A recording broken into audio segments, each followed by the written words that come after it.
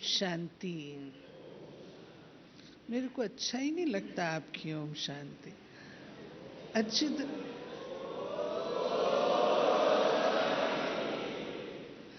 Thank you.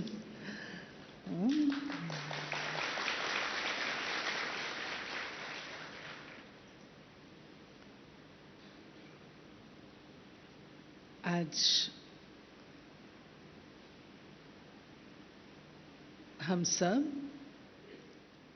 बाबा की दी हुई उस गिफ्ट को, जिससे हम सब सामान्य लोगों से न्यारे हैं, उस पर विचार विमर्श करेंगे। योगी और भोगी में अंतर किस बात का है? योगी और भोगी में अंतर किस बात का है?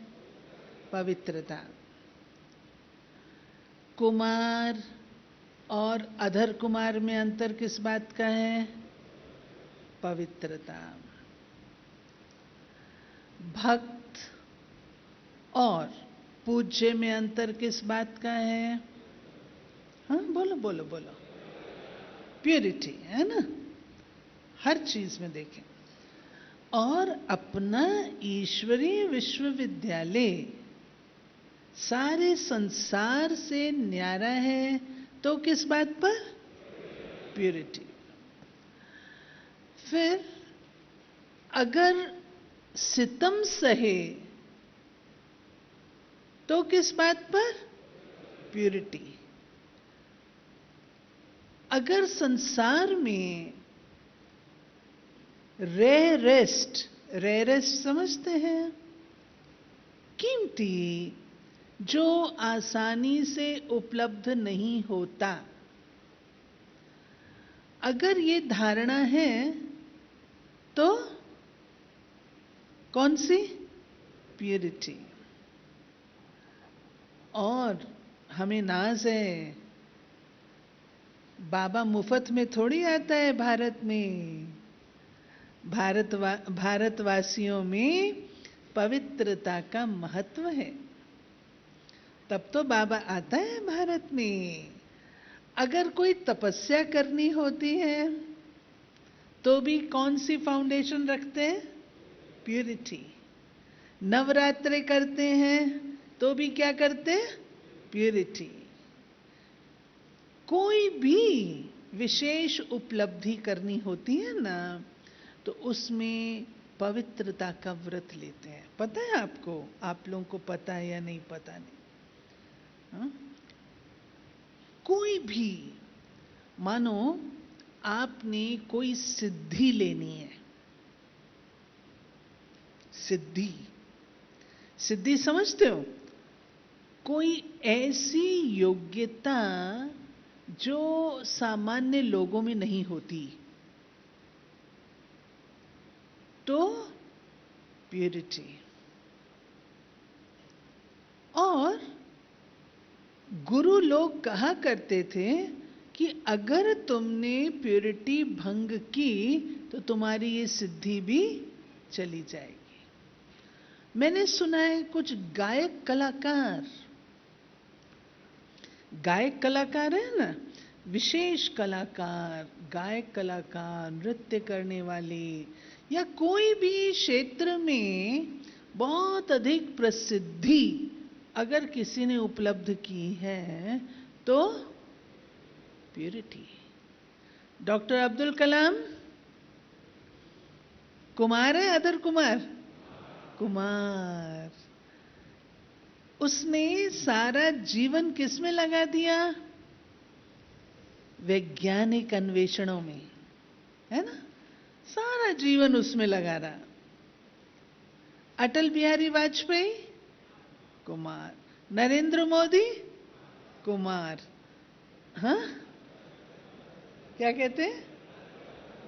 नरेंद्र मोदी अर्ध कुमार नहीं, उसकी शादी हुई थी, लेकिन वो रहा नहीं, साथ में नहीं रहा, चले गया था, मैंने जो सुना। अच्छा, और सुनो, और भी हैं। हमारे देश में एक बहुत बड़ा साउंड इंजीनियर है, जाल मिस्त्री। जाल मिस्त्री, वो भी कुमार है। उससे पूछा, भाई तुमने शादी क्यों नहीं की? कहता है मुझे फुर्सत ही नहीं मिली। इतना व्यस्त रहता था, अभी भी इतना व्यस्त है। बॉम्बे में रहते हैं और अपना जितने भी हॉल बनते हैं ना अपने यज्ञ में, चाहे वो डायमंड हॉल है, चाहे वो हार्मनी हॉल ज्ञान सरोवर का है, चाहे अपना ये हॉल है, चाहे अपना ओआरसी का हॉल है, चाहे अपना शांति सरोवर का हॉल है, सब हॉल्स में साउंड इंजीनियर जाल मिस्त्री, बेस्ट बेस्ट। तो कहते हैं मुझे फुर्सत ही नहीं मिली शादी करने की। ऐसे भी होते हैं, अब्दुल कलाम जी को भी नहीं मिली। तो अगर आप देखेंगे जीवन की उपलब्धि, और सच्चाई की बात यह है कि जब हम इस व्रत में होते हैं ना, पवित्रता के व्रत में, तो आपका लक्ष्य ही दूसरा हो जाता है, दूसरे लक्ष्य से। मैं अपनी बचपन की बात बताती हूँ। हमारे ज्ञान में हम लोग को 57 इयर्स हो गए हैं। जिस समय हम आए थे तो हम तो 8.5 साल के थे। पिताजी घर में ये चित्र होते हैं ना, ये समझा रहे थे। कोई एंग्लो इंडियन महिला आई थी और मैं सुन रही थी, उनको नहीं पता कि मैं सुन रही हूं। ड्राइंग रूम में सुना भी रहे थे और मैं वहीं बैठी थी, सुन रही थी।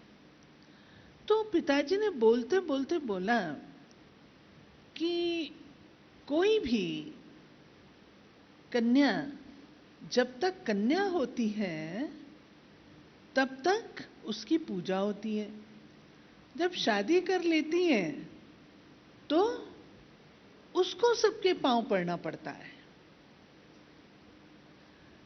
तो मैंने मन में सोच लिया, उसी समय वो ब्रेन में कहीं जाके, अब 8.5 वर्ष के बच्चे को क्या पता, लेकिन ब्रेन में कहीं जाके वो सेट हो गया कि मैंने किसी के पांव नहीं पड़ना। और शादी क्या चीज है वो थोड़ी पता होता है बच्चे को, लेकिन मैंने किसी के पांव नहीं पड़ना।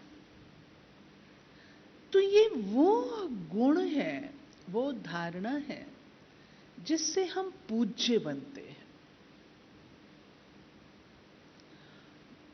पवित्रता फाउंडेशन है।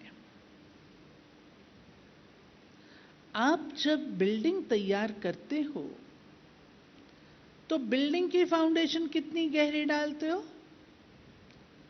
आपको 21 मंजिल की बिल्डिंग तैयार करनी है, 21 जन्म। आपकी फाउंडेशन कितनी गहरी और कितनी मजबूत होनी चाहिए, है ना? फिर देखो मीठे भाइयों, ये हमारी चॉइस है। बाबा ने जबरदस्ती तो नहीं किया है ना कोई से। कोई जबरदस्ती तो ब्रह्मा कुमार बने हुए नहीं बैठे हो ना, अपने दिल से आए हो ना, अपनी चॉइस से आए हो। तो अपनी चॉइस से जो आए हैं, कोई कंपल्शन नहीं है, कोई हमारे ऊपर किसी का दबाव नहीं है, तो क्यों नहीं जो चीज मैंने अपने चॉइस से अपनाई है उसको मैं इतना अच्छी रीति से अपनाऊं जो मैं उसका एक्सपर्ट बन जाऊं। ये भी तो हो सकता है ना, हम उसके एक्सपर्ट बन जाएं। अब भारत के कुमार और विदेश के कुमार दोनों में कितना अंतर है?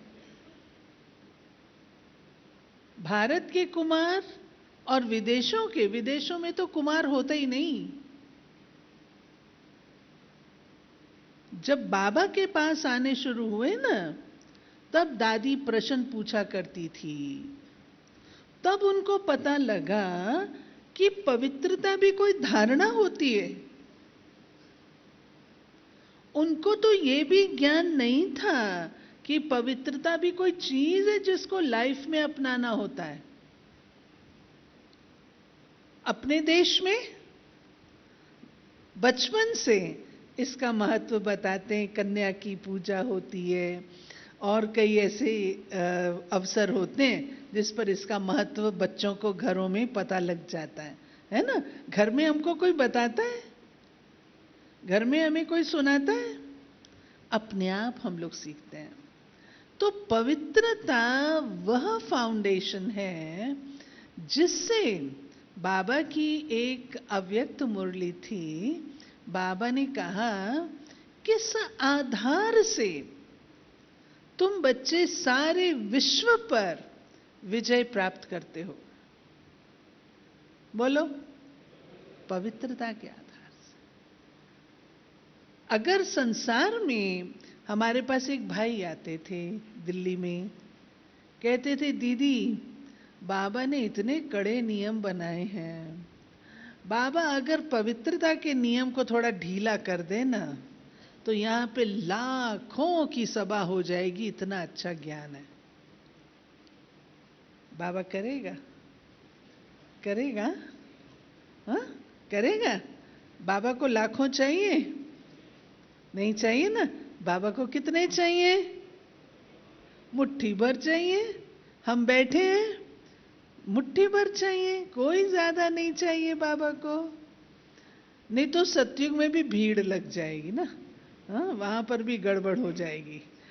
तो बाबा हम बच्चों को पवित्रता के आधार से विश्व पर विजयी बना देते हैं। और उसी मुरली में बाबा ने कहा था कि, याद करने दो, हाँ, पवित्रता के आधार से ही तुम फास्ट भी जा सकते हो और बहुत आगे भी जा सकते हो। क्या कारण है? कोई आत्माएं बहुत फास्ट तीव्र गति से आगे चली जाती हैं और कोई आत्माएं खड़खड़ करते हुए बेचारी चल रही हैं। क्या कारण है? प्यूरिटी। अब पवित्रता क्या है? पवित्रता में दो भाग हैं। एक है ब्रह्मचर्य व्रत, और मेरा मानना ऐसा है, हमारी अगर भारतीय संस्कृति को हम देखें तो पढ़ाई कब होती है? बताओ। हाँ, ब्रह्मचर्य व्रत में ना। 4 आश्रम बताते हैं ना, ब्रह्मचर्य व्रत, गृहस्थ, सन्यास, वानप्रस्थ, 4 बताते हैं ना।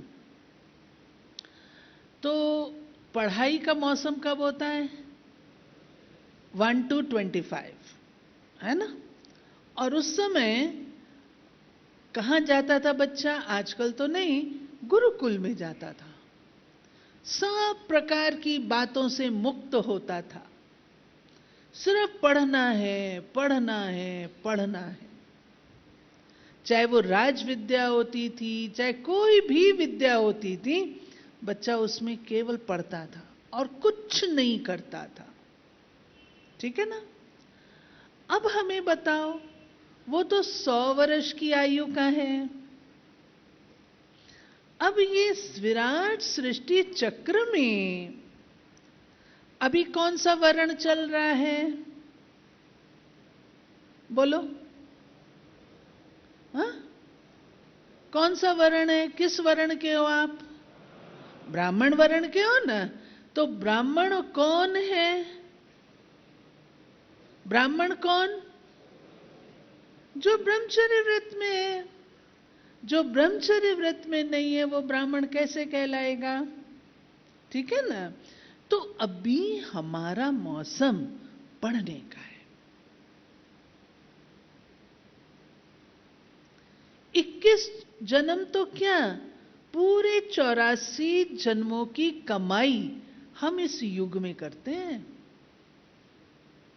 सतयुग में हम कमाई करेंगे, त्रेता में कमाई करेंगे, द्वापर में करेंगे, कलयुग में करेंगे। आप लोग साथ साथ बोलो, बोलने से पार्टिसिपेशन रहेगा। हाँ, करेंगे कलयुग में कमाई, सब कुछ गंवाएंगे। केवल संगम युग पर कमाई करने का युग है। जब संगम युग कमाई करने का युग है, तो बताओ कितना अटेंशन और फोकस रखना है। रखना पड़ेगा ना। आपको बीज बोने का टाइम 1 महीना दिया जाए,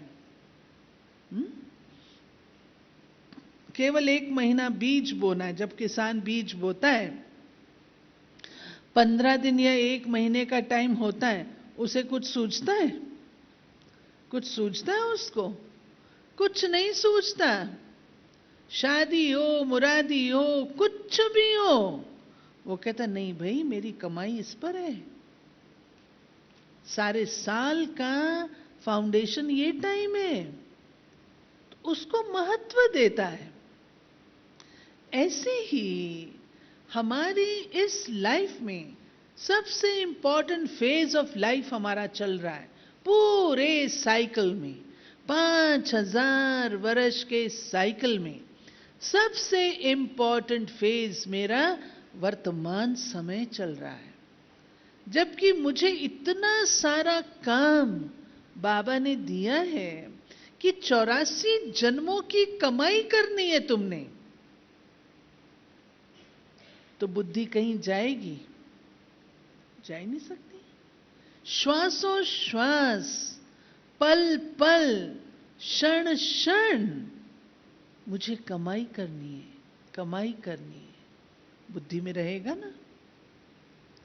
तो ये मेरा पढ़ाई का मौसम है, ये मेरा कल्प की कमाई का मौसम है। जब ये बात ध्यान पे रहती है, तब हमारा अटेंशन और सब बातों से मुक्त हो जाता है।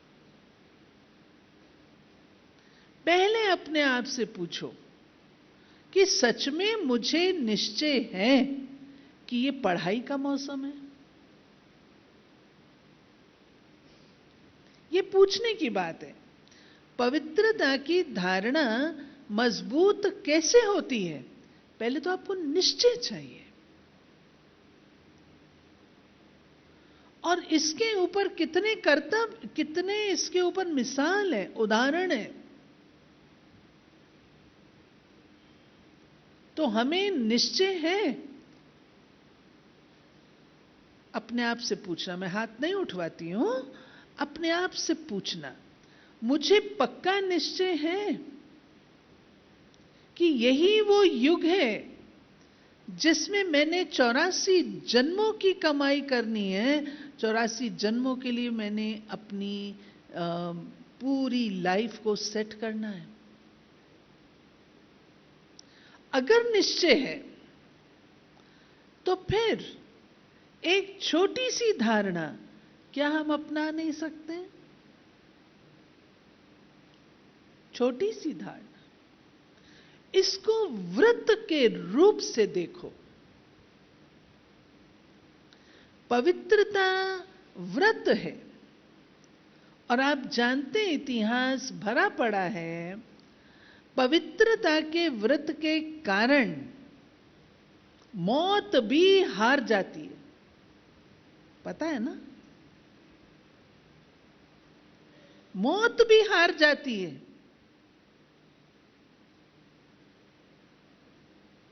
आज मैं आपको एक घटना सुनाती हूं, सच्ची घटना। जिन दिनों पंजाब में बहुत हलचल थी, उन दिनों की बात है। हमारी एक बहन थी, वो करती थी, पढ़ाती थी स्कूल में। तो टेररिस्ट जो होते थे ना, वो जो कमाई करते थे, उनको बुलाया करते। तो ऐसे ही उसको चिट्ठी भेजी कि तुम फलाने दिन फलाना इतना पैसा लेके फलानी जगह पहुंच जाना। तो बहनों ने उसको पूछा, क्या तुम जाओगी? उसने कहा, दीदी मैं जाऊंगी, नहीं तो वो सेंटर को नुकसान करेंगे, तो मैं ही चली जाऊंगी। तो वो गई। उसकी एक बूढ़ी माँ थी, जिस बूढ़ी माँ को वो कमाई जो करती थी ना, वो पैसा उसको भी भेजती थी। गांव में रहती थी। तो निश्चित दिन निश्चित स्थान पर वो पहुंच गई। तो देखा लोगों ने, टेररिस्ट ने आए, देखा, उनको मौका नहीं मिला। थोड़ी देर के बाद वो वापस चली गई। फिर उनका पत्र आया। आप फलाने दिन आई थी, हमने आपको देखा, लेकिन हमें मौका नहीं मिला। अब आप फलाने दिन आओ, इतना पैसा लेके आओ। वो फिर चली गई तो टेररिस्ट आ गए। वो अपने साथ टोली ले गई थोड़ी सी। तो टेररिस्ट आ गए बंदूकें लेके। उसको बोला, पैसा लाई हो? उसने कहा, नहीं मैं तो नहीं लाई, मेरे पास पैसा कहाँ है? कहा, तुम जो नौकरी करती हो? उसने कहा, हाँ मैं नौकरी करती हूँ। मेरी बूढ़ी माँ है, गांव में रहती है, कोई उसे देखने वाला नहीं है, मैं उसको ये पैसा भेजती हूँ। और मैं आश्रम पर रहती हूँ, खाती हूँ पीती हूँ आश्रम का, तो थोड़ा मैं उसको देती हूँ, मेरे पास तो पैसा नहीं है। तो उनका, फिर मरने के लिए तैयार हो जाओ। ठीक है, मैं तैयार हूँ। वो सड़क पर ही धरती पर, हाँ, कहती हैं मारने से पहले मेरे को ना अपने भगवान को याद कर लेने दो। उनका कर लो। तो वो धरती पर सड़क पर ही बैठ जाती है। सड़क पर बैठ जाती है और बाबा को याद करती है। जब बाबा को याद करती है तो किसी को उससे गुरु नानक का साक्षात्कार होता है, किसी को देवी का, किसी को ज्योति बिंदु का।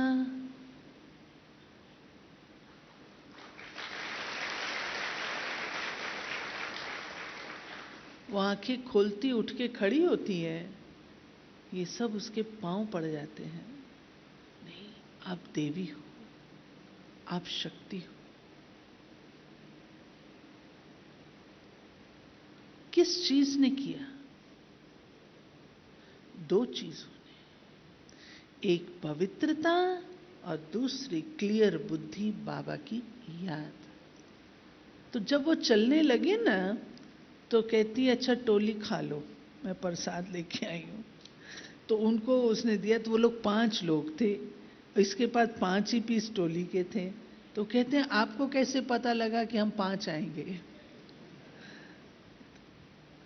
ये एक मिसाल है। ऐसे अपने यज्ञ में अनेकों मिसाल है।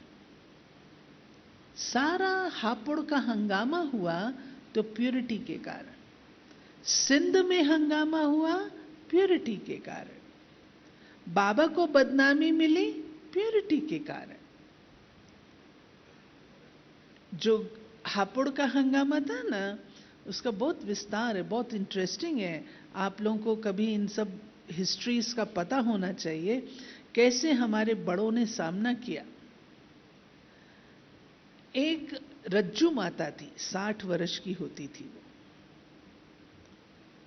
उसके लिए कहते थे कि ये पवित्रता के व्रत में है, इसलिए हापुड़ में पूरा हंगामा अच्छी तरह हो। वो रज्जू माता बहुत प्यार से सुनाती थी। प्योरता, उसको प्योरिटी नहीं बोलने, प्योरता, पवित्रता भी नहीं हुआ, प्योरता पर हंगामा हुआ। तो वहां पर गृह मंत्री या चीफ मिनिस्टर उस समय चरण सिंह जी थे, चौधरी चरण सिंह। तो ये केस हमारा चौधरी चरण सिंह जी के पास पहुंचा, चीफ मिनिस्टर के पास। भाई क्या बात है? बोला कि ये बहनें जो है ना बहुत भ्रष्ट हैं। और दूसरी तरफ कहा कि ये प्योरिटी का, तो चौधरी चरण सिंह बोले दो में से एक बात बोलो, या ये भ्रष्ट है या ये वो है, पवित्रता की धारणा वाली बात है। दो में से तुम्हारी कौन सी है? तुम्हारे कहना गलत है, उन्होंने रद्द कर दिया, फिनिश्ड, हम लोग जीत गए। हमारे एक भाई को उन्होंने इसी हंगामे में, पता है, आप लोग तो बिल्कुल भी ना कर पाओ, मैं आपको बता देती हूँ, चैलेंज से कह देती हूँ, बिल्कुल ना कर पाओ। उसके गले में मरा हुआ सांप डाल के और गधे पर बिठा के मुंह काला करके सारे हापुड़ में घुमाया था। है कोई जो इतनी ताकत रखता है, बताओ? दूसरा, हमारा एक चीफ इंजीनियर भाई था जो कानपुर में थी, वो वहां से हापुड़ में, पहले तो थोड़े होते थे ना, तो कहीं पर कुछ होता था तो सब तरफ से सब लोग मदद के लिए पहुंच जाते थे। तो चीफ इंजीनियर भाई को ये गधा होता है ना, गधा, गधे के पीछे वो डुगडुगी लगा के, डुगडुगी होती है ना, वो लगा के, ड्रम्स लगा के बहुत सारे, और उसको सारे शहर में घुमाए और तालियां बजाते थे। Chief engineer.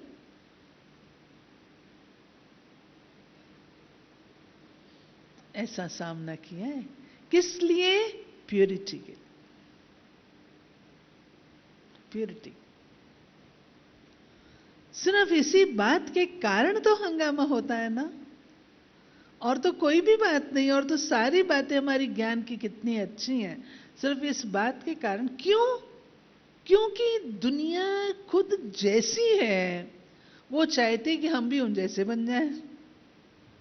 हम उनसे न्यारे बनते हैं तो कहते तुम कहां जा रहे हो, आ जाओ इधर विषय वैतरणी नदी में। हम जाएंगे, हम बाबा के स्वच्छ, पवित्र, निर्मल, शक्तिशाली बच्चे कितने शुद्ध लगते हैं, और हम बच्चे थोड़े उसमें जाएंगे।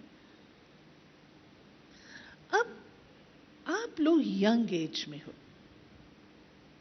मेजॉरिटी में देख रही हूं यंग एज में। हम लोग भी तो बड़े हुए ना, यज्ञ में ही तो हम बड़े हुए ना, आप लोगों की एज क्रॉस की है ना हमने। हम लोग को कहते थे भाइयों से बात नहीं करना। हम कहे क्यों नहीं करना बात, भाइयों से बात करने में क्या गलत है? तो फिर समझाती थी दादियां, तुम बात करोगे फिर ये होगा। हमने कहा कुछ नहीं होता हमको, हम पक्के हैं तो हमको कुछ नहीं होता। लेकिन प्यारे भाइयों, बुरा नहीं मानना, लेकिन आपको मैं वास्तविकता बताती। बाबा ने, आज मैंने एक मुरली पढ़ी, पुरानी मुरली, बहुत अव्यक्त बाप दादा की। बाबा ने कहा कि दो कारणों से इसमें कुमार ढीले पड़ते हैं। एक प्रभावित होना और दूसरा रहम आता है। एक प्रभाव में आ जाते हैं, उसके बाद लगाव, वो नेक्स्ट हो जाता है, और रहम। फिर तीसरे वाले को मैं अभी नहीं टच करती हूं, वो है संस्कार। संस्कार, मैं अगर भूल जाऊं तो मुझे याद कराना, मैं सबका बताऊंगी। तो प्रभावित होना, मुझे याद है 1969 में हमारी कन्याओं की भट्टी हुई थी। कौन सी कन्याएं थी? जो कॉलेज की कन्याएं थी। हम लोग कॉलेज पढ़ते थे, हमारे ग्रुप में ये शीलू बहन, मुन्नी बहन, आरती बहन, ये सब हम एक ग्रुप के हैं, चंद्रिका बहन, हम सब एक ही ग्रुप के हैं। हम लोग कॉलेज पढ़ते थे। कॉलेज पढ़ते पढ़ते हम लोग आए थे, भट्टी हुई थी, पहली भट्टी 69 में। वो जो भट्टी हमने की ना, तो उसमें जगदीश भाई ने क्लास कराया, क्योंकि हम लोग एजुकेटेड थे सब लोग। दादियों के क्लास बड़े स्ट्रांग धारणा वाले होते थे। तो जगदीश भाई ने आकर के जो क्लास कराया, क्लास के भिन्न भिन्न, वो तो इंटेलेक्चुअल थे और बड़े एनालिसिस से अच्छी तरह उन्होंने क्लास करा। तो हम सब ने चंद्रमणि दादी को बोला, दादी जगदीश भाई का क्लास और होना चाहिए, और होना चाहिए। दादी हैरान हो गई। दादी कहती है कि तुम लोग सब प्रभावित हो गई। हमने कहा इसमें क्या प्रभावित होने की बात है, हमको उस प्रोफेसर का क्लास अच्छा लगता है, हम डिमांड करते हैं, इसमें प्रभावित होने की क्या बात है। इनोसेंट आंसर था ना। लेकिन फिर हमें क्या पता ये दादियां कितनी गहरी बाबा की पालना ली हुई है। दादियों ने हम लोगों को बैठ के फिर क्लास कराया, बोला ये प्रभावित होना है। आज तुम उसके गुण पे प्रभावित हुई हो, कल को उस पर प्रभावित हो जाओगी।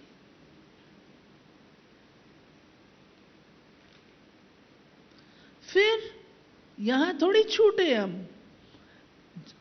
फिर क्लास हुआ और जब मैं छुट्टी ले रही थी तो मेरे को दादी जानकी ने कहा क्लास में जाके ये पॉइंट सुनाओ, न प्रभावित होना है और न प्रभावित करना है।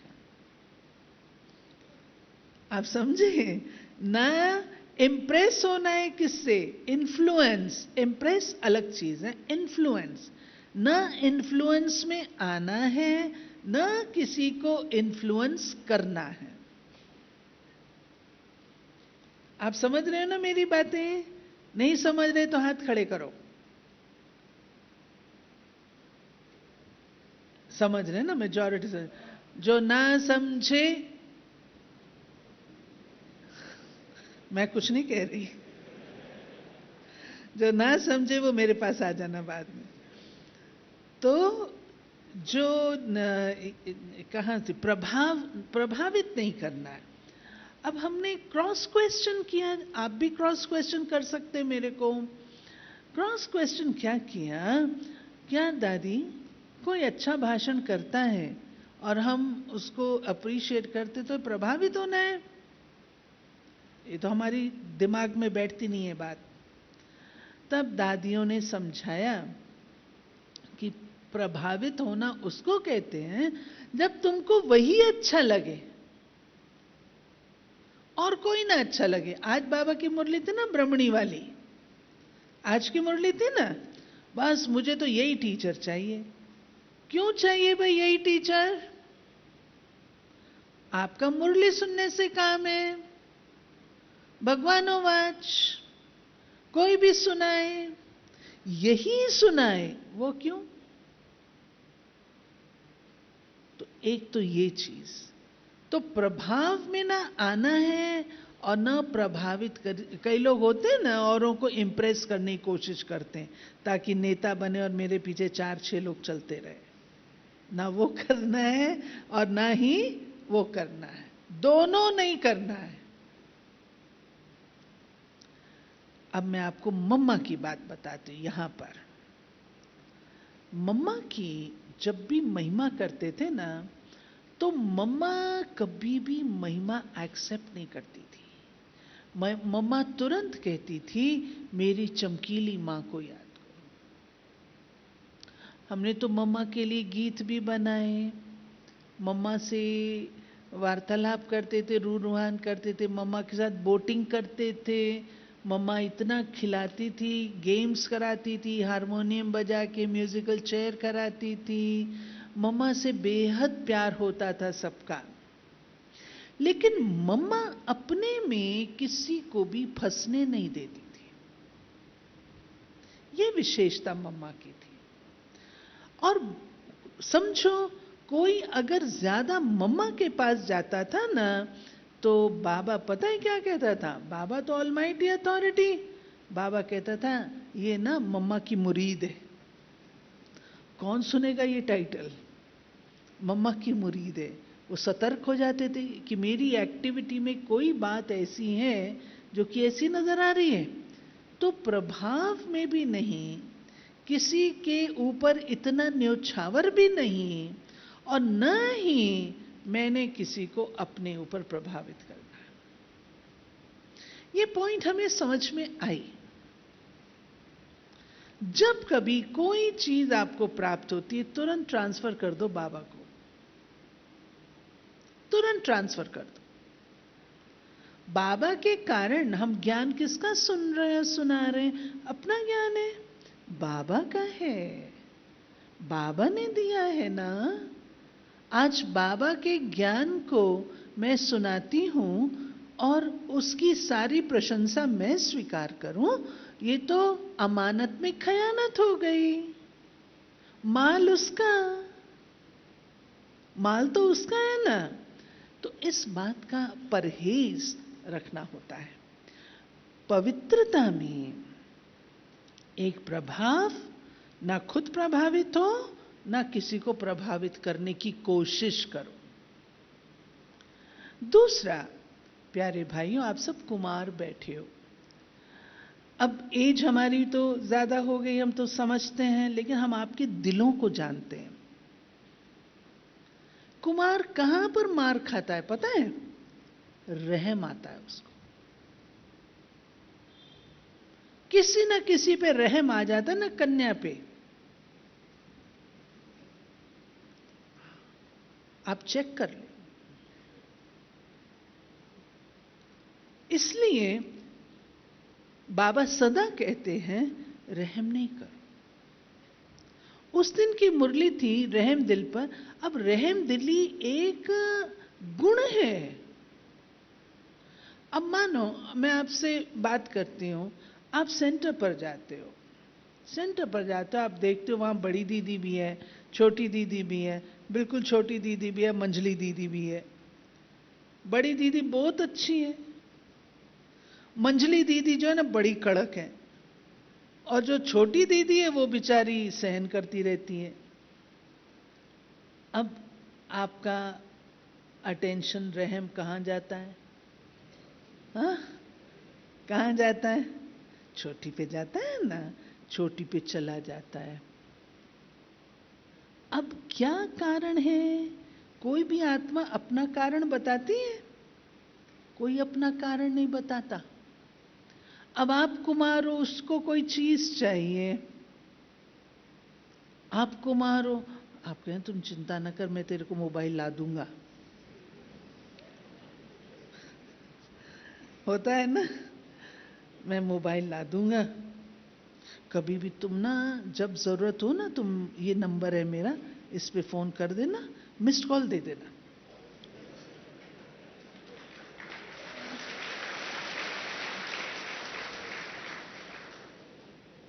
बस। अब क्या होता है? आपने तो किया रहम। अब वो जो पौधा बाबा के घर में लगा, वो मजबूत नहीं होगा।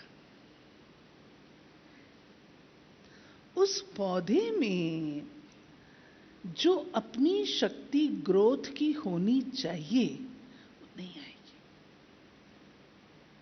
आप देखो, जब छोटे बच्चे को चलना सिखाते हैं, माँ बाप क्या करते हैं? उंगली पकड़ते हैं, फिर क्या करते हैं? उंगली छोड़ भी देते हैं, बच्चा अपने आप चले। कभी बच्चा गिरता भी है, फिर उसको खड़ा कर देते हैं, फिर कर देते हैं। तो हम लोग क्या कर लेते हैं? हम लोग वास्तव में, शायद मैंने कल बताया था या कहीं और बताया था, हमारा काम पढ़ाई से है। बीच में पढ़ते पढ़ते जब हम प्रशासन में इंटरफियर कर लेते हैं ना, घर में घुस जाते हैं, वहां से समस्या शुरू हो जाती। फिर देखो, अभी आपको दीदी ने देख लिया कि आप उसके साथ बातचीत करते हो, वो आपके साथ बातचीत करती हैं। दीदी आपको अब बोलेगी तो सही ना कि बाबा के घर में ऐसा काम तो नहीं होना चाहिए ना, बोलेगी। अब आप क्या कहते हो? ठीक है। वो भी कहती है ठीक है, मेरा नाम लगाएगा, अब तो मैं ऐसा ही करके दिखाऊंगी। और कुमार भी कहता अब तो मैं ऐसा ही करके दिखाऊंगा। इसको हम क्या कहेंगे? पढ़ते पढ़ते हमने गलत गली ले ली ना। अब आपका सारा ज्ञान ध्यान आप सब अनुभवी होंगे या नहीं होंगे, तो मैं चेतावनी दे रही हूं, आपका सारा ज्ञान ध्यान उड़ जाएगा। आप कहो मैं बाबा से योग लगाऊं, उससे योग नहीं लगेगा। वो जो बहन है ना, उससे योग लगा। सच्ची बात है ये। फिर क्या होता है, और बढ़ती है, बातें बढ़ जाती हैं, फिर मन खिन्न हो जाता है। एक दिन बाबा के घर से पांव खिसक जाता है। ये रहम दिली का नुकसान हुआ। बाबा कहता है रहम दिल बनो, पहले अपने ऊपर रहम दिल बनो। अपनी कमी कमजोरी को देख लो, वहां रहम दिल बनो, उसको करेक्ट करो। उसके बाद संसार को परिचय दो। ये हमारा काम है। ठीक है। फिर अगला होता है संस्कार। कई कुमारों के संस्कार होते हैं, संस्कार पुराने होते हैं, जिस पर मेहनत नहीं करते हैं ना, तो वो संस्कार फिर उनके पक्के होते हैं। संस्कारों को खत्म करने के लिए तपस्या चाहिए। क्या करते हैं, अभी क्या सुनाऊं आपको। आज एक से बनी, कल दूसरे से बनी, परसों तीसरे से बनी। लाइफ में यही, ये लाइफ नहीं है ना भाई। ये काम करना है तो दुनिया बहुत है ना। घर में पवित्र शिव शक्तियां रहती हैं, हमने उनको, आप भाई हो, प्यारे भाइयों, आप भाई हो। आपको नाज होना चाहिए अपनी बहनों के ऊपर। बहनों को बल दो। कभी अगर वो थोड़ी सी कमजोर भी पड़े ना, कि देखो मेरे साथ ऐसा होता है, ऐसा तो नहीं, सब सहन करो बहन। जितना तुम सहन करोगी उतनी तुम शक्तिशाली बनोगी। ये काम आपका है। आपकी अपनी लौकिक बहन अगर कमजोर पड़े तो आप क्या करोगे? क्या करोगे? उसको कहोगे चल छोड़ दे, कहोगे? बोलो, मजबूत बनाओगे ना उसको। ऐसे ही हमारी प्यारी बहनें जो हिम्मत रख करके सेंटर पर आती हैं, शिव शक्तियां हैं, देवियां हैं, ऐसे ही उनको देखो। और कभी कोई, मैं नहीं कहती कि आपका दोष होता है सारा, दूसरी तरफ से भी होता है। अगर कहीं पर कोई ऐसी बात हो ना, खड़े हो जाओ। नहीं बहन, ये अपनी मर्यादा की, पढ़ाई के अनुकूल नहीं है। इतनी शक्ति अपने अंदर धारण करो। उसके लिए क्या करो वो मैं बताती हूं। एक चीज है, आपको विशेष रूप से, क्योंकि ये पवित्रता हीरा है, और माया सबसे ज्यादा अटैक इस पर ही करती है।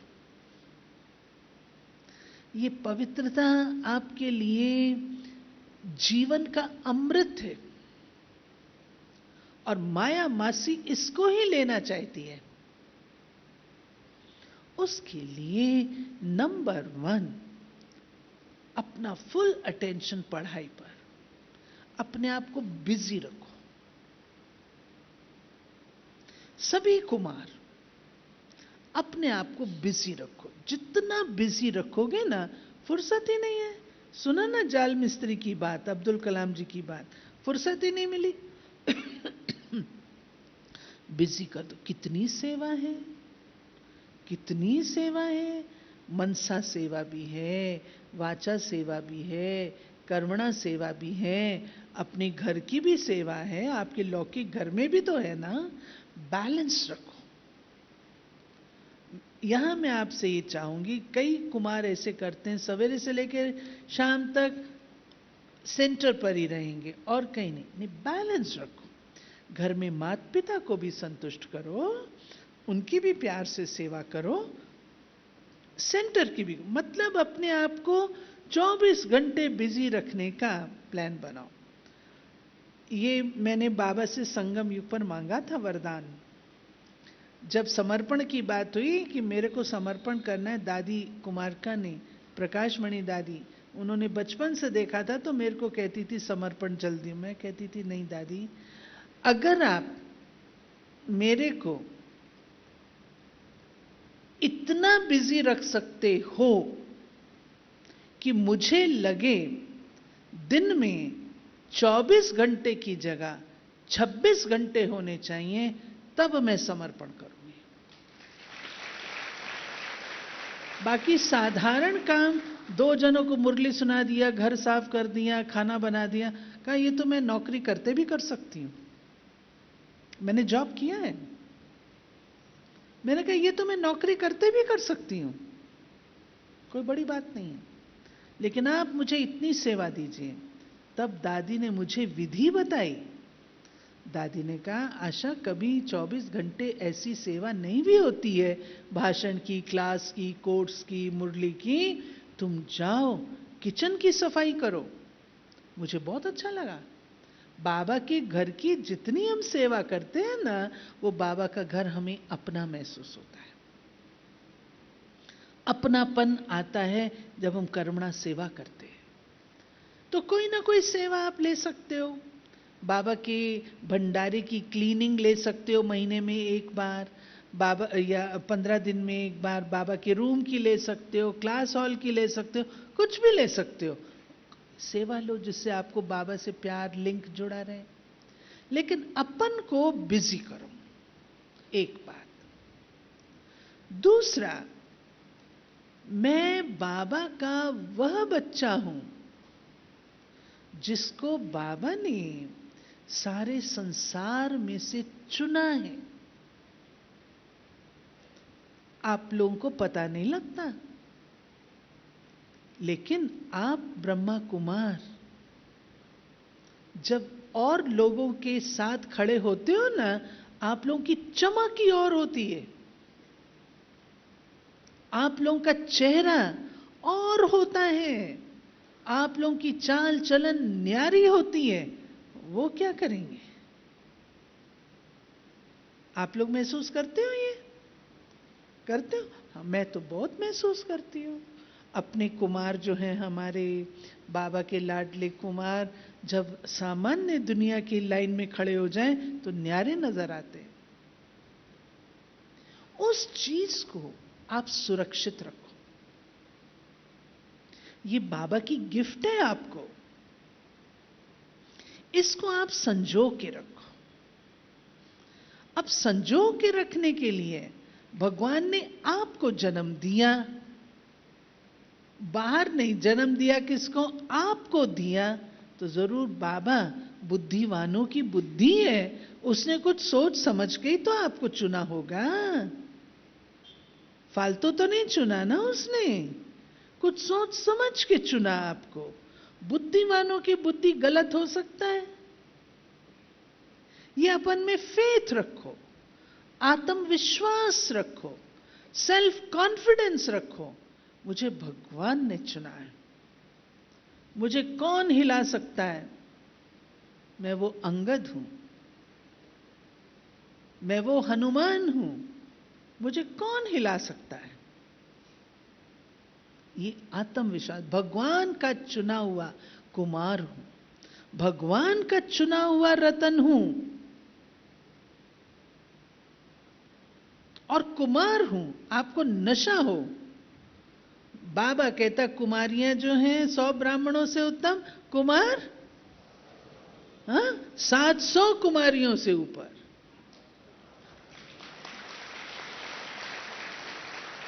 सात कन्याओं में एक कुमार होता है ना।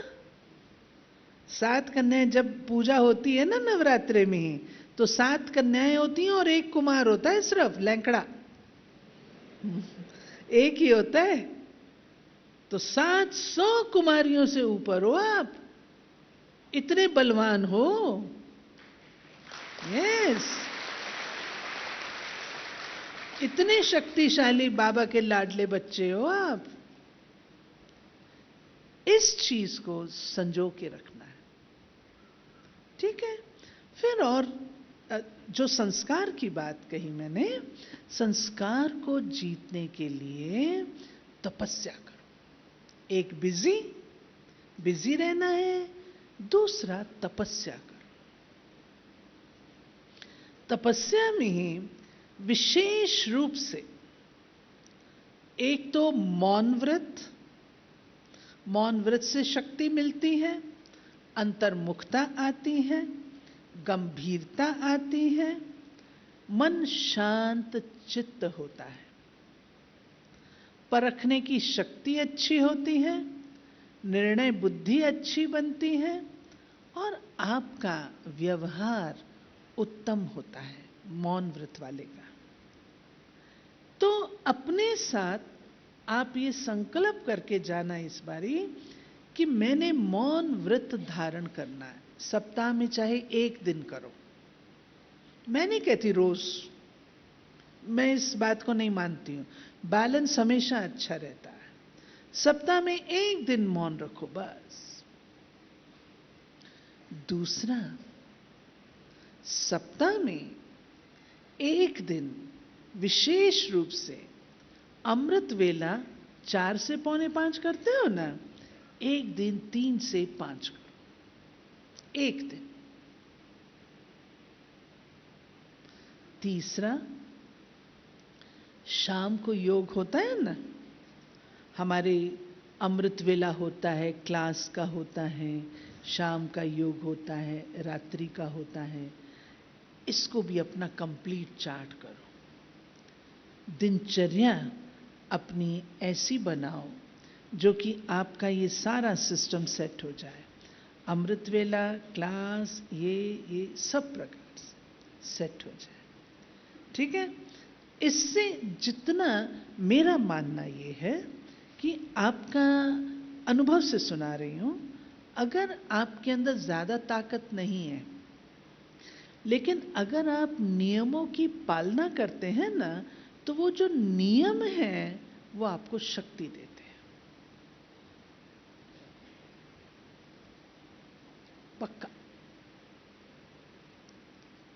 जैसे कोई चीज होती है ना, मानो किसका फ्रैक्चर होता है, वो चल नहीं सकता है, जब प्लास्टर खोलते हैं चल नहीं सकता, लेकिन फिजियोथेरेपिस्ट क्या कहता है, नहीं आपको इतना समय 15 मिनट चलना ही पड़ेगा, बोलता है ना।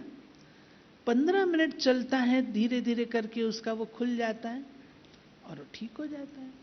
ऐसे ही नियमों की धारणा, नियमों को तोड़ना नहीं, नियम आपके लिए सुरक्षा है। देखो, बाढ़ लगाई जाती है ना, को बगीचा लगाते हैं तो चारों तरफ बाढ़ लगाई जाती है ना, बाढ़ समझते हो, फेंसिंग, फेंसिंग की जाती है ना, ताकि बगीचा सुरक्षित रहे।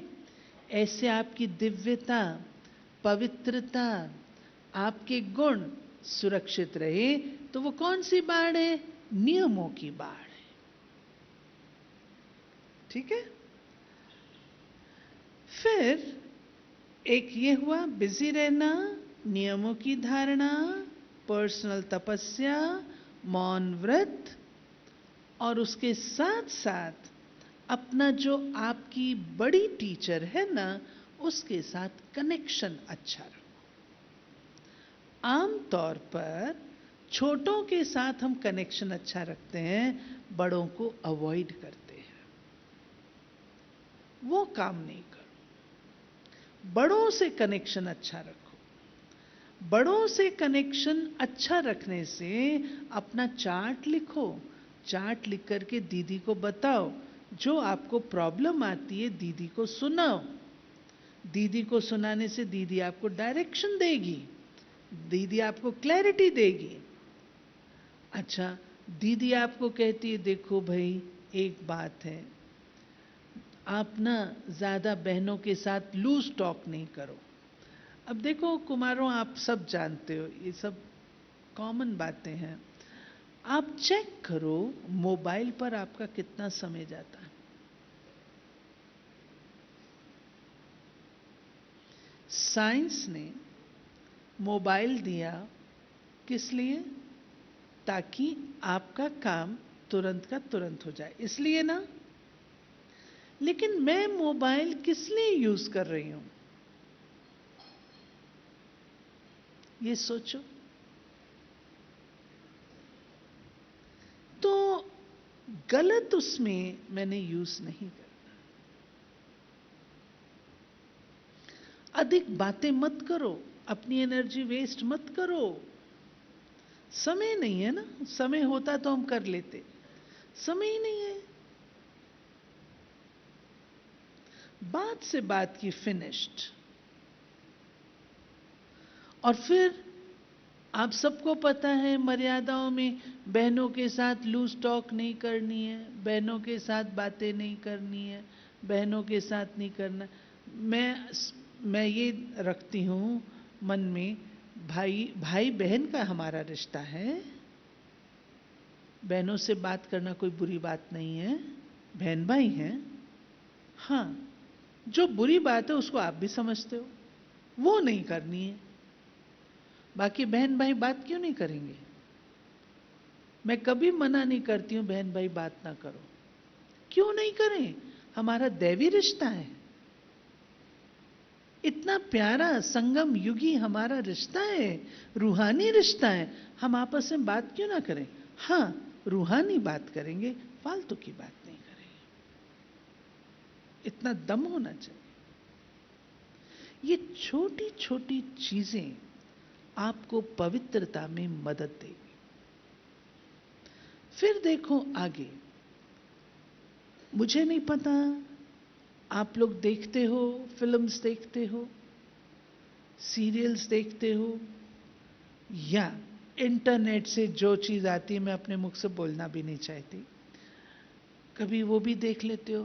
तो आप मुझे बताओ, आपकी बुद्धि चंचल होगी या नहीं होगी? अगर आप ये देखेंगे, ये सब फालतू की चीजें देखें, आपकी बुद्धि चंचल नहीं होगी क्या? कौन सा ऐसा बैठा है जिसकी बुद्धि बिल्कुल सब ऐसी उठपटांग चीजें देखे और कहीं मेरी बुद्धि चंचल नहीं होती? ध्यान जाता है, बुद्धि विचलित होती है, फिर खुद पर लज्जा आती है, पश्चाताप होता है।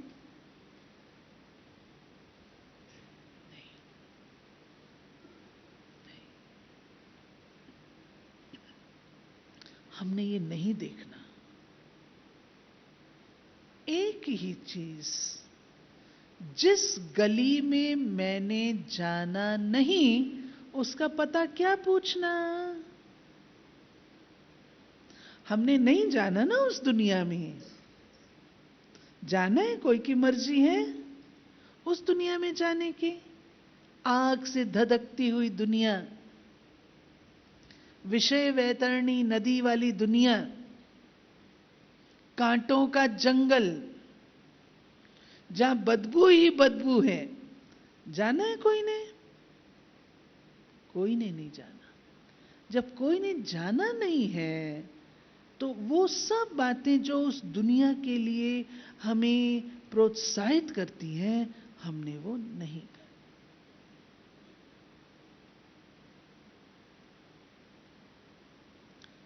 कई पोर्नोग्राफी देखते हैं,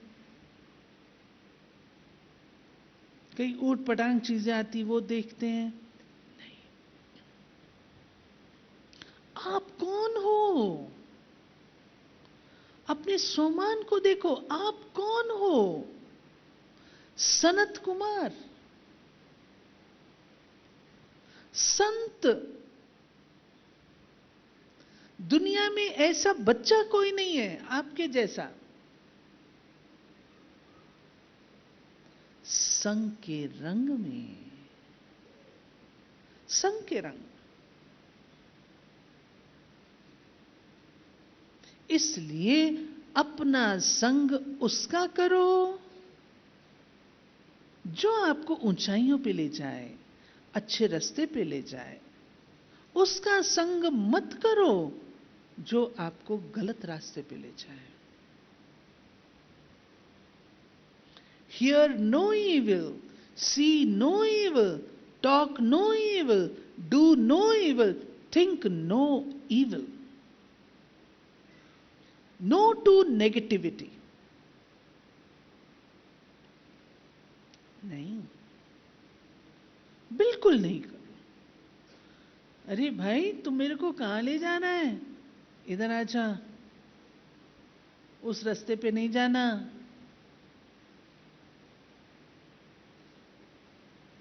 ठीक है? फिर कभी भी अपने टीचर्स का ऑपोजिशन कुमारों नहीं करना।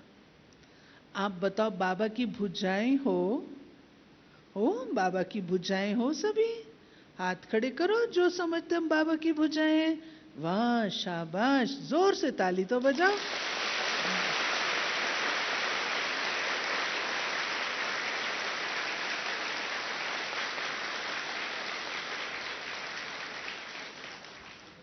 बाबा की भुजाएं सदा बाबा के कार्य में सहयोगी है ना?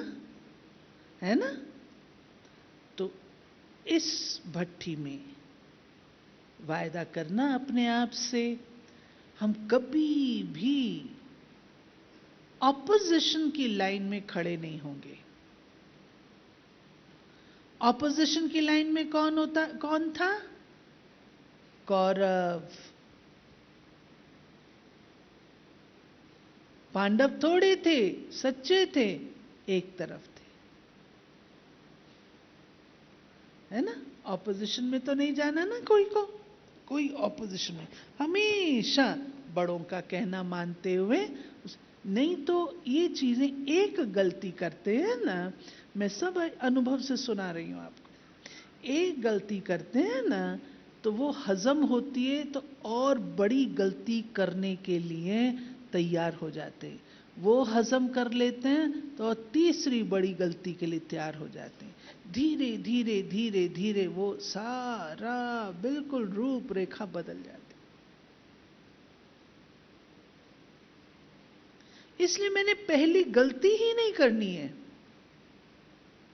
पहली गलती करते हैं तो तुरंत क्लियर कर, दीदी मेरे से गलती हो गई, ये बात हुई, आप मुझे करेक्शन दो, गाइडेंस दो, जो भी दो, लेकिन कभी भी ऑपोजिशन लाइन में नहीं जाना। हम बाबा के बच्चे हैं, नई दुनिया की स्थापना के निमित्त हैं, नया संसार बना रहे हैं। चिड़िया की कहानी सुनी आपने? मैं ज्यादातर सुनाती हूं अपने भाषण में। कहते एक बार जंगल में आग लगी। आग लगी तो एक चिड़िया थी, वो जाती थी, चोंच भर पानी भरती थी और जाके जहां आग लगी थी वहां पर छिड़क देती थी। तो एक कौवा देख रहा था उसको। कौवा बोला, मूर्ख चिड़िया, तेरे चोंच भर पानी से क्या जंगल की आग बुझ जाएगी?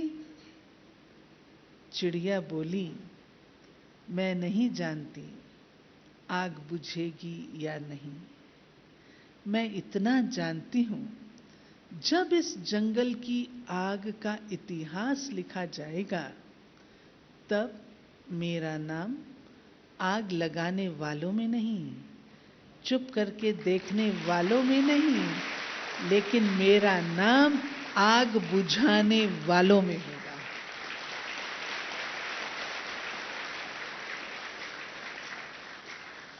हम भी आग बुझाने वाले, ठीक है ना? कहीं पर अपने सेंटर पर कुछ गड़बड़ हो जाती है ना, तो अपना काम आग लगाना नहीं है, आग बुझाना है। आपको कोई बात समझ में आती, कोई देखते हो बात, दीदी को बताओ, दीदी थोड़ी संभाल करना, ये बात ऐसी है। तो आप आग बुझाने वाले बन गए ना, फायर फाइटर बन गए ना। बाबा हमको फायर ब्रिगेड कहता है ना, ये काम करना। ठीक है? अब आपको मैं एक कहानी सुनाती हूं जो बहुत साल पहले मैंने सुनी थी, लेकिन वो बहुत हमारे लिए लाभदायक है। किसी ने मुझे कहा वो कहानी जरूर बताना। वो कहानी है, एक बार पांडव श्री कृष्ण के साथ घूमने जाते हैं, पिकनिक पे जाते हैं, घूमने समझ लो, घूमने जाते हैं। तो श्री कृष्ण कहते हैं, देखो मैं तुमको ले तो चल रहा हूं, लेकिन एक बात ध्यान रखना, जहां मैं ले जाऊंगा तो वहां पर तुमने जाकर के कोई फल नहीं तोड़ना।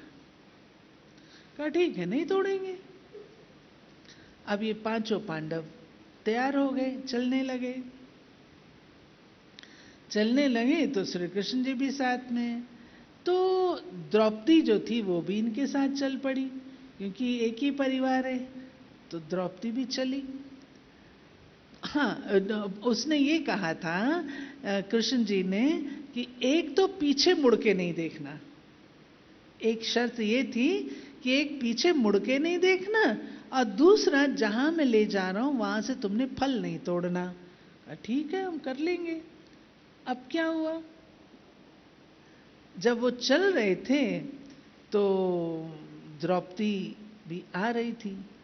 अब द्रौपदी जो जा रही थी तो उसके पायल की आवाज आती थी तो पांडव समझ जाते थे कि द्रौपदी आ रही है।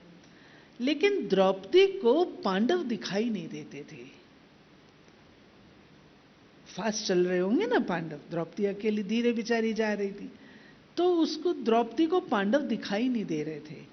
तो द्रौपदी ने क्या किया, वो पीछे आ गई, मुड़ गई, वापस आ गई।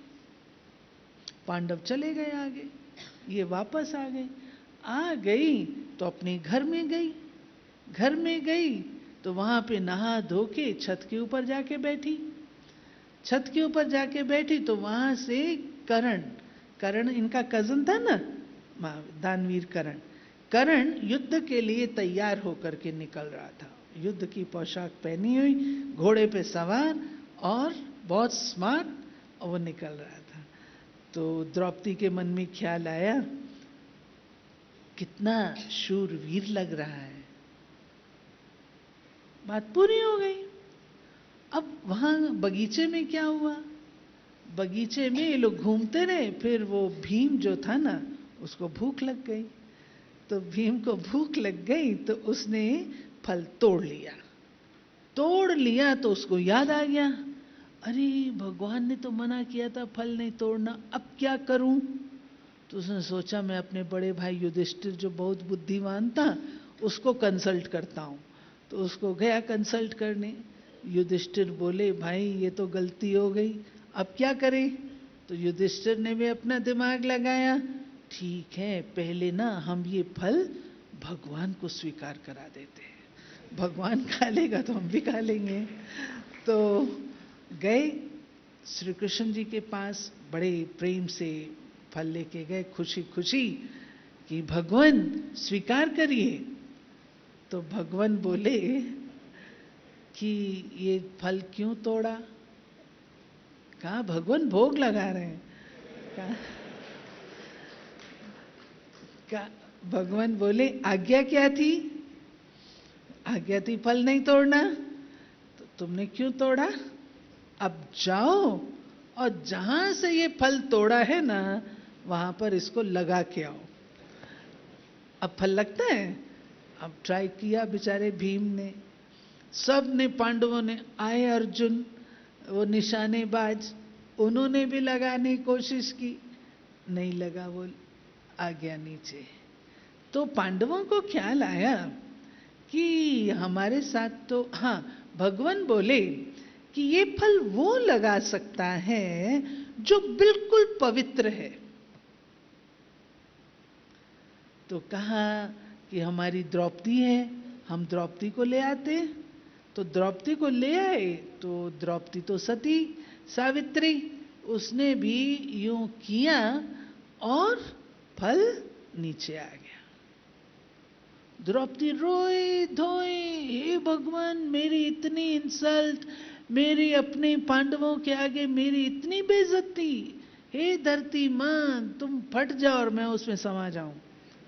भगवान बोले द्रौपदी रोने का कोई फायदा नहीं है, ये बताओ आज्ञा क्या थी। आज्ञा थी कि पीछे मुड़ के नहीं देखना, तुम पीछे मुड़ी, मुड़ी, फिर क्या हुआ, फिर क्या हुआ, फिर क्या हुआ, फिर क्या हुआ, करते करते श्री कृष्ण उसको उस पॉइंट पे ले आया जहां उसके मन में ये ख्याल आया था कि ये कितना शूरवीर लग रहा है।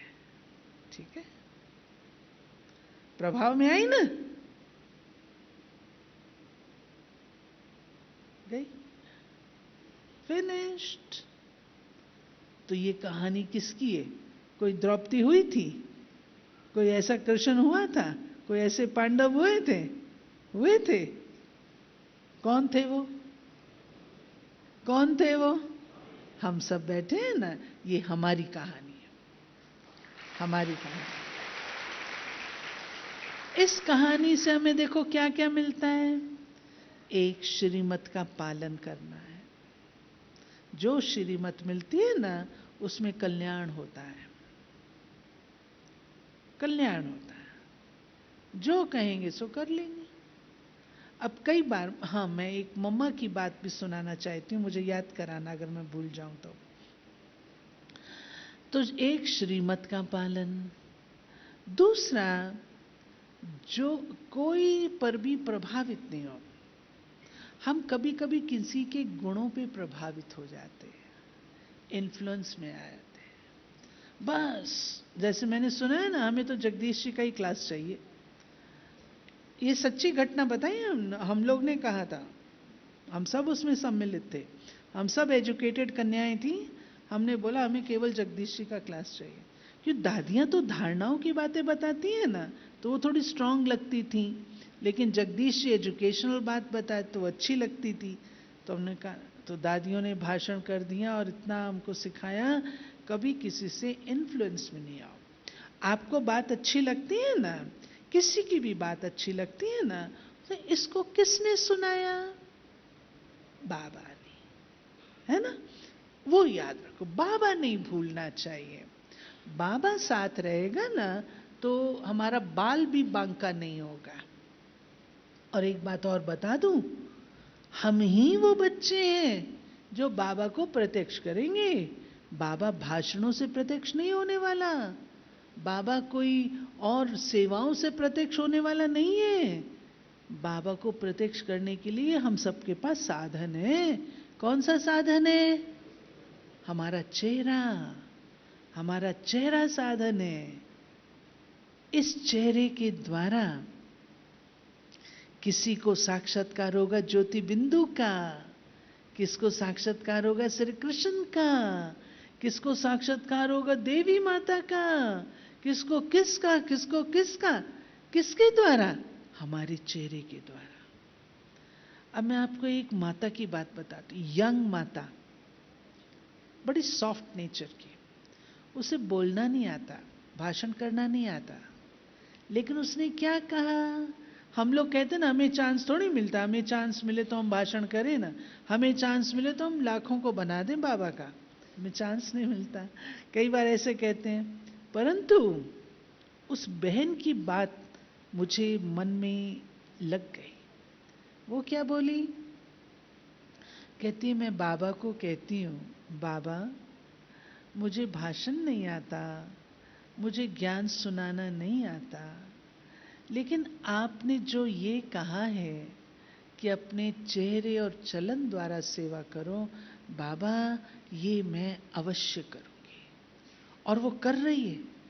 उसके चेहरे से लोग जो हैं प्रभावित होते हैं, उसके बोल से प्रभावित होते हैं, कर रही है। अगर वो कर सकती है, आप इतने शुद्ध पवित्र भोले ब्रह्मा कुमार नहीं कर सकते क्या? कर सकते हैं, हम भी कर सकते ना। अपने चेहरे और चलन पर खुशनुमा चेहरा, रूहानियत से भरा चेहरा, ठीक है। और कभी भी बाबा ने कहा, अगर दिखाई देवे ना, किसी की चमड़ी दिखाई दे ना, समझो ये सांप है, देह सांप है। मणि को देखो, आत्मा को देखो। इसलिए आत्मिक स्थिति का अभ्यास खूब करो, लेकिन ऐसे नशे में नहीं चढ़ जाना। जैसे कई बार बैठते ना, तो बस वही चढ़े रहते हैं ऊपर ना। बैलेंस से चलो, हमेशा बैलेंस से चलो, नहीं तो फिर ऐसे ढीले ढाले घूमेंगे जैसे पता नहीं क्या। ना, बैलेंस से चलो ना, ज्ञान से चलो, बैलेंस से चलो। कई कुमार ये भी सोचते हैं कि हम बूढ़े हो जाएंगे तो हमको कौन संभालेगा। आप क्या समझते हो, जो आपको मिलेगी वो बुढ़िया नहीं होगी क्या?